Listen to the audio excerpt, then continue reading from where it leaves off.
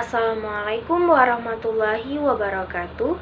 Perkenalkan, nama saya Zeti Swariza dengan NPM 200610421070. Dalam video kali ini, saya akan menjelaskan tentang sistem pendidikan Indonesia antara keinginan dan realita yang saya kutip dari e-Jurnal Universitas Islam Negeri Alauddin Makassar dengan penulis yaitu Ira Munirah. Gambar umum sistem pendidikan saat ini di Indonesia. Nah, ada beberapa hal yang selanjutnya akan saya bahas, yaitu yang pertama pengelolaan. Nah, sistem pendidikan dikelola secara sentralistik, yang artinya berlaku di seluruh tanah air.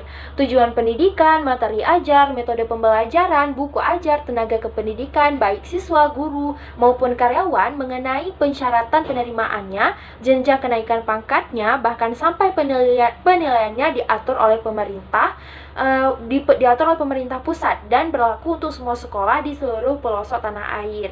Nah, sistem pendidikan ini berorientasi pada kepentingan dan bukan untuk kepentingan anak didik, pasar, dan pengguna jasa pendidikan atau masyarakat, dengan dalih bahwa strategi pendidikan nasional adalah untuk membekali generasi muda agar mampu membawa bangsa dan negeri ini cepat sejajar dengan bangsa dan negara yang lain yang lebih maju. Namun, dalam implikasi perkembangannya tidak diperoleh sesuai dengan apa yang telah dicita-citakan.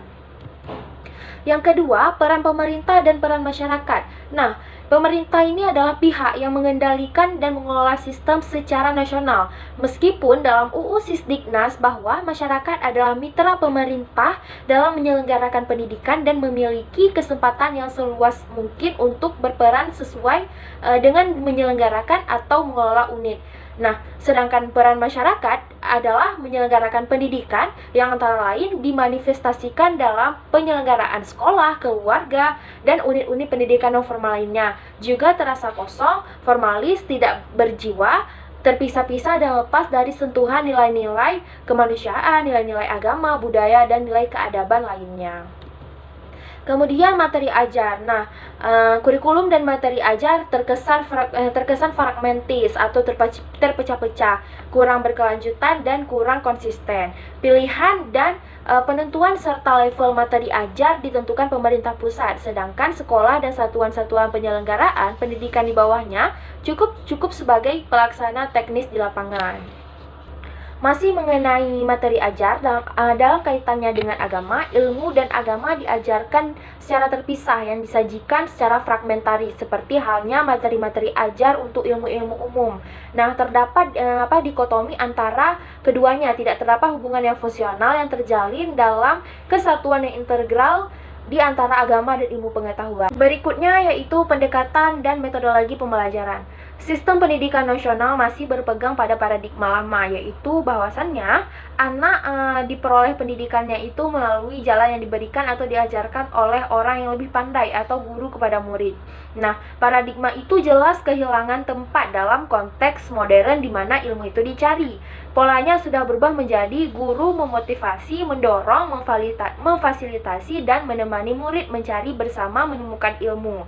Murid sendiri yang mencari ilmu dan memutuskannya. Kecuali itu paradigma era reformasi ini, ilmu tidak dalam posisi dimiliki tetapi dalam proses menjadi, di mana pencari ilmu terus-menerus berproses menjadikan dirinya ilmuwan atau cendekiawan yang tidak kunjung berhenti.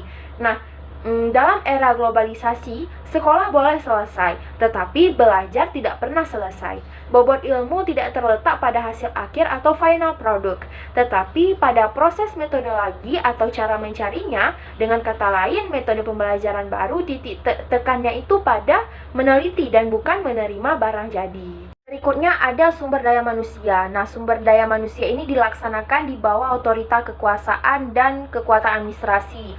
Guru merupakan sebagai pegawai dan tidak sebagai tenaga pendidik atau pengajar. Perlakuan sebagai pegawai ini mengutamakan kesetiaan, kejujuran, kedisiplinan, dan produksi kerja. Sedangkan apabila perlakuan sebagai pendidik atau pengajar, selain mementingkan kejujuran, moral, kedisiplinan, dan pengabdian, juga sangat mementingkan kreativitas, inovasi, dan dedikasi. Berikutnya adalah dana. Penyelenggaraan pendidikan yang bermutu itu sangat dipengaruhi dan sangat dibutuhkan dana. Tanpa adanya dana, maka cukup berimplikasi pada rendahnya pengelolaan pendidikan. Kemudian ada evaluasi dan akreditasi. Ini dilakukan oleh penyelenggara sendiri, dan akreditasi dilakukan oleh pihak luar, baik oleh pemerintah, pasar, dan pengguna jasa pendidikan atau sekolah lainnya. Nah, dari penjelasan saya tadi, maka dapat diambil kesimpulan bahwa sistem pendidikan di Indonesia dewasa ini tampak ada kesenjangan antara keinginan dan realita. Secara makro dapat dilihat dalam aspek pengelolaan, peran pemerintah dan masyarakat, kurikulum atau materi ajar, pendekatan dan metodologi pembelajaran, sumber daya manusia, lingkungan kampus atau sekolah, dana dan akreditasi. Nah, kesenjangan dalam sistem pendidikan tersebut disebabkan karena faktor politik, ekonomi, sosial budaya, dan sebagainya yang selalu berubah sesuai dengan perubahan dan perkembangan zaman. Sekian yang dapat saya sampaikan, lebih dan kurang saya mohon maaf. Wabillahi taufiq wal hidayah. Wassalamualaikum warahmatullahi wabarakatuh.